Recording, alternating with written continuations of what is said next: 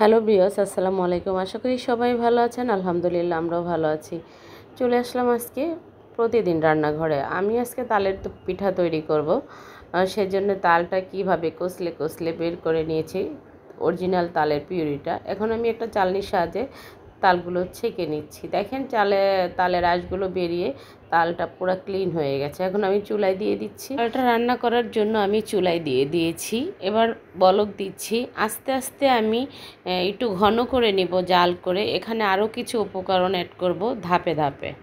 তালটা জাল দিতে দিতে যখন একটু কমে গেছে, ঘন হয়ে গেছে আর কি, তখন আমি দিয়ে দিয়েছি এখানে হাফ কেজি তরল গাভীর দুধ, তারপরে 1 কাপ দিয়েছি গুঁড়া দুধ, দিয়েছি নারিকেল কোরানো। এবার স্বাদ মতো একটু লবণ দেব। মিষ্টিতে একটু লবণ দিতে হবে, তা না হলে মিষ্টি পারফেক্ট হয় না। আমি আবারও জাল করে নিচ্ছি। তারপর আমি এখানে দিয়ে দেব 1 কাপ চিনি।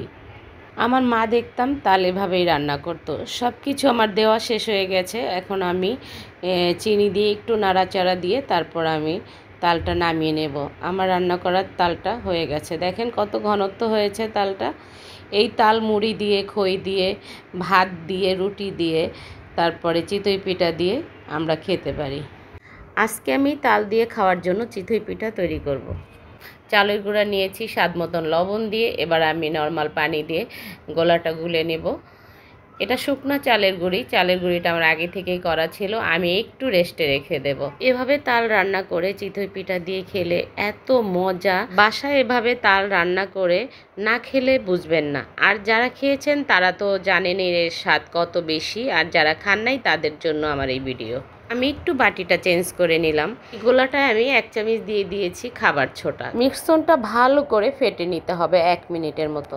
পিঠা বানানোর জন্য আমার মিশ্রণটা রেডি হয়ে গেছে। এখন আমি চুলায় একটা মাটির হাঁড়ি দিয়েছি। মাটির হাঁড়িটা গরম হয়ে যাওয়ার পরে একটু পানি দিয়ে ব্রাশ করে তারপর আমি দিয়েছি পিঠা চুলায়। যতবার আমি পিঠাগুলো দিব চুলায় ততবার আমি ব্রাশ করে নেব, শুধু পানি দিয়ে, এটা তেল দিয়ে না। দেখেন আমার ঘনত্বটা কত সুন্দর হয়েছে। এভাবে করে আমি সব কয়টা পিঠা বানিয়ে নেব। এই চিতই পিঠা সবাই বানাতে পারে, কিন্তু তাল রান্না করা অনেক কঠিন কাজ। যাই হোক, আমার পিঠা বানানো হয়ে গেছে। আমার ভিডিওটি ফলো করে আপনারা চাইলে এভাবে তাল রান্না করে চিতই পিঠা দিয়ে খেতে পারেন। চিতই পিঠা দোকান থেকেও আনা যাবে, কিন্তু তাল তো দোকান থেকে কিনে আনা যাবে না। তালটা এভাবেই রান্না করতে হবে। ভিডিওটি ভালো লাগলে লাইক, কমেন্ট, শেয়ার করে ফেসবুক পেজটি ফলো করবেন আর আমার ইউটিউব চ্যানেলটি সাবস্ক্রাইব করে দিবেন। রেসিপিটি খুব সহজ করে আপনাদেরকে দেখানোর চেষ্টা করেছি। আজকে এই পর্যন্তই। সবাই ভালো থাকবেন। আসসালামু আলাইকুম।